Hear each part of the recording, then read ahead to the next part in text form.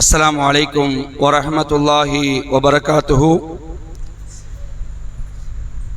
इन्नल हम्दलिल्लाह नहमदुहु व नस्तईनुहु व नस्तगफिर व नऊज़ु बिल्लाहि मिन शुरूरि अनफुसिना व मिन सय्याति अअमालिना मन यहदिहिल्लाहु फला मुदिल्ल लहु व मन युद्लिल फला हादिय लहु व अशहदु अल्ला इलाहा इल्लल्लाह व अन्न मुहम्मदन अब्दुहु व रसूलुहु अम्मा बअद।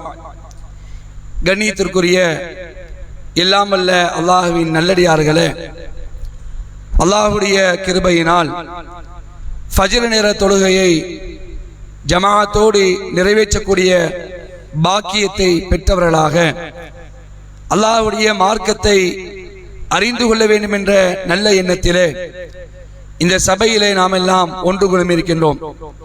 இந்த வாய்ப்பை நமக்கு ஏற்படுத்தி தந்த வல்ல ரஹ்மான் அல்லாஹுக்கே அனைத்து புகழும் என்று அல்லாஹுவை போற்றி புகழ்ந்தவனாக இந்த உரையை துவங்குகிறேன். ஒவ்வொரு நாளும் நபிகள் நாயகம் ஸல்லல்லாஹு அலைஹி வஸல்லம் அவர்கள் ஆட்சி கட்டிலில் ஆட்சியாளராக இருக்கும் பொழுது எது மாதிரியான பண்புகளை கொண்டவர்களாக வாழ்ந்தார்கள் என்பதை நாம் தொடர்ச்சியாக பார்த்து வருகிறோம். அன்புக்குரியவர்களே, ஒரு தலைவர் என்றால், ஒரு நாட்டுடைய அரசன் என்றால், அந்த தலைவருக்கு அரசனுக்கென்று மிக சிறந்த பண்புகள் தேவைப்படுகிறது. ஏனென்றால் தலைவர்களாக இருக்கக்கூடியவர்களை மக்கள் பார்ப்பார்கள். இவர் தலைவராக இருக்கிறாரே, இவர் எப்படி நடந்து கொள்கிறார், எல்லோருடைய கண்களும் அவரை நோக்கி போக்கஸா இருக்கும். பார்த்திருக்கீங்களா இல்லையா? இவர் தலைவரா இருக்கிறார், இவர் எப்படி நடக்கணும், இதைத்தான் எல்லாரும் விரும்புவாங்க. எல்லாரும் விரும்புவதற்காக அப்படி கிடையாது. உண்மையிலேயே தலைவர்களா இருக்கக்கூடியவர்களா இருக்கட்டும், சாதாரண ஆட்களா இருக்கட்டும், யாரா இருந்தாலும் நல்ல பண்புகளை கொண்டவர்களா இருக்கணும். அன்புக்குரியவர்களே, அல்லாஹ்வுடைய தூதர் ஸல்லல்லாஹு அலைஹி வஸல்லம் நீங்கள் எடுத்துக்கொண்டால் இரண்டு மிகப்பெரிய பதவிகள். ஒன்று மிகப்பெரிய சாம்ராஜ்யத்தின் தலைவர், அதிபதி, ஆட்சியாளர். இன்னொன்று இஸ்லாமிய மார்க்கத்தின் ஆன்மீக குரு. இந்த இரண்டு பதவிகளை ஒரே நேரத்தில் ரசூலுல்லாஹ் வைத்தார்கள். இப்படி வகிக்கக்கூடிய அல்லாஹ்வுடைய தூதருடைய வாழ்க்கை எப்படி இருந்தது தெரியுமா? பரிசுத்தமாக வாழ்ந்தார்கள். எந்த இடத்திலையும் அவர்களிடத்துல சருகளை பார்க்கவே முடியாது. அதை நிரூபித்தும் காட்டினார்கள். எங்கேயாவது தன் மீது சந்தேகம் வந்தா வைங்கள, உடனடியாக அதை தெளிவுபடுத்துவாங்க ரசூலுல்லாஹ். தன் மேல ஏதாவது சந்தேக பார்வை வந்துச்சு வைங்கள, அதை கண்டும் காணாமல் விட மாட்டாங்க. அதை உடனே என்ன செஞ்சிருவாங்க? தெளிவுபடுத்திடுவாங்க. இது தலைவர்களுக்கு இருக்கக்கூடிய ஒரு முக்கிய பண்பு. அந்த அடிப்படையில் இன்னைக்கு ஒரு சம்பவத்தை நம்ம பார்க்க இருக்கிறோம். அன்புக்குரியவர்களே, புகாரியில பதிவு செய்யப்பட்ட செய்தி 2035 ஒரு ரமலானுடைய காலம். ரமலானுடைய காலத்துல அல்லாஹ்வுடைய தூதர் ஸல்லல்லாஹு அலைஹி வஸல்லம் அவர்கள் பள்ளிவாசல்ல கடைசி இந்த 10ல ஈத்திகாஃப் இருக்கிறாங்க. கடைசி 10ல ஈத்திகாஃப் இருக்கிறாங்க. அப்ப பள்ளிவாசலே தங்கி விடுவார்கள். அப்ப அவருடைய மனைவி என்ன செய்வாங்க? பார்க்க வருவாங்க. அப்போது ஒரு தடவை அல்லாஹ்வுடைய தூதர் ஸல்லல்லாஹு அலைஹி வஸல்லம் மனைவி சஃபியா ரலியல்லாஹு அன்ஹா அவங்க என்ன செய்றாங்கன்னா, ரசூலுல்லாஹ் வந்து பார்க்க வராங்க. பள்ளிவாசல் டைரக்டா வராங்க. வந்து அல்லாஹ்வுடைய தூதர்ட்ட கொஞ்ச நேரம் பேசிட்டு இருக்கிறாங்க.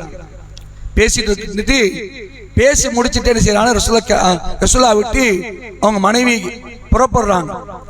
அப்படி புறப்படக்கூடிய நேரத்தில் ஒரு 2 மனிதர்கள் அப்படி என்ன செய்யறாங்க? நடந்து போற 2 பேர் நடந்து போறாங்க. நடந்து போகும்போது ரசூலுல்லாஹ்வை பார்க்கறாங்க. சலாம் கூறி சலாம் சொல்றாங்க. ரசூலுல்லாஹ்வுடைய பேச்சு கேட்குது. யார்கிட்டே நின்று பேசுற மாதிரி தெரியுது அப்படின்னு தெரிஞ்சுக்கிட்டு சலாத்தை சொல்லிட்டு என்ன செய்யறாங்க? கடந்து போறாங்க. இந்த செய்தியை அறிவிக்கிறது யாருன்னு கேட்டீங்கன்னா, இவங்க தான் சொல்றாங்க. சஃபியா ரலியல்லாஹு அன்ஹா அவங்க தான் சொல்றாங்க. இந்த மாதிரி சம்பவம் நான் பேசிட்டு இருந்தேன், 2 பேர் கடந்து போனாங்க. சலாத்தை சொல்லிட்டு போகும்பொழுது என்ன பள்ளிவாசலுக்கு வெளியே வரைக்கும் வந்து செஞ்சாங்க ரசூலுல்லாஹ் அனுப்பிவிடும் பொழுது அந்த 2 பேரையும் பார்த்தாங்க. அலா ரிஸ்லிக்குமா அப்படின்ட்டு ரசூலுல்லாஹ் சத்தம் போடுறாங்க. 2 பேரும் கொஞ்சம் நிதானமா அங்கேயே நில்லுங்க, போவாதீங்க அப்படிங்கிறாங்க. கடந்து போயிட்டாங்க. கடந்து போறவங்கள நில்லுங்க அப்படின்ட்டு அல்லாஹ்வுடைய தூதர் ஸல்லல்லாஹு அலைஹி சொல்லி காட்டாங்க. சொல்லிட்டு ரசூலுல்லாஹ் அந்த 2 பேர்ட்ட சொல்றாங்க, இன்னமா ஹிய சஃபியத்து பின்து ஹுயை அப்படிங்கிறாங்க. நான் பேசிட்டு இருக்க ஒரு பெண்ணை நீங்க பாத்தீங்களே, அவங்க யார் தெரியுமா? வேற யாரும் கிடையாது, என்னுடைய மனைவி சஃபியா பின்து ஹுயை அப்படிங்கிறாங்க. இப்படி சொன்ன உடனே சஹாபாக்களுக்கு தூக்கி வாரி போட்டுட்டு என்ன தெரியுமா சொல்றாங்க? சுப்ஹானல்லாஹ் யா ரசூலுல்லாஹ், அல்லாஹ் மிக தூயவன், அல்லாஹ்வுடைய தூதரே அப்படின்ட்டு சொல்றாங்க. ஏன் சொல்றாங்கன்னா, பேசிட்டு இருந்து வேற யாராவது இருக்குமோ, வேற எந்த பெண்ணாவது இருக்குமோ அப்படின்ட்டு அவங்க நினைச்சிட கூடாதுன்னா சொல்றாங்க. சொல்லிட்டு காரணத்தை சொல்றாங்க பாருங்க. அதாவது அல்லாஹ்வுடைய தூதர் ஸல்லல்லாஹு அலைஹி வஸல்லம் சொன்னாங்க, இன்ன ஷைத்தான யபுலுகு மினல் இன்சானி மபுலகத்தம், மனிதர்களின் இரத்த நாணங்களில் எல்லாம் ஷைத்தான் ஓடிக்கொண்டிருக்கிறான். அவன் உங்கள் உள்ளங்களில் தீய எண்ணத்தை விதைத்து விடுவான் என்று நான் பயந்தே இந்த செய்தியை நான் சொல்றேன். இது என்னுடைய மனைவி என்று சொல்கிறேன். என்ன செய்ய ரசூலுல்லாஹ் சொல்றாங்க. அப்ப ரசூலுல்லாஹ் சொல்றாங்க, அல்லாஹ்வுடைய நாங்கள் உங்களையா சந்தேகப்படுவோம் அப்படிங்கிற மாதிரி கேட்கிறாங்க. நீங்க சந்தேகப்பட மாட்டீங்க. உங்க உடலுக்குள்ள ரத்த நாளங்கள்ல ஓடுறானே ஷைத்தான், அவன் தீய எண்ணத்தை போட்டுருவான். நீங்க அப்படி போயிடுவீங்க. போகும்பொழுது ரசூலுல்லாஹ் யாரோட பேசிட்டு இருந்தாங்களே, யாரும் தெரியலையே, எந்த பெண்ணும் தெரியலையே, வந்துரும், அது டேஞ்சரு, அதனால தான் நான் தெளிவுபடுத்துறேன். அல்லாஹ்வுடைய தூதர் ஸல்லல்லாஹு அலைஹி வஸல்லம் செய்றாங்க, இந்த 2 மனிதர்களுக்கு தெளிவுபடுத்துறாங்க.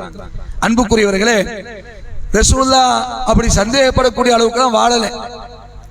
எந்த அளவுக்கு சொன்னா, ரசூலுல்லாஹ்வுடைய கை எந்த அந்நிய பெண்ணையும் தொட்டதே கிடையாது.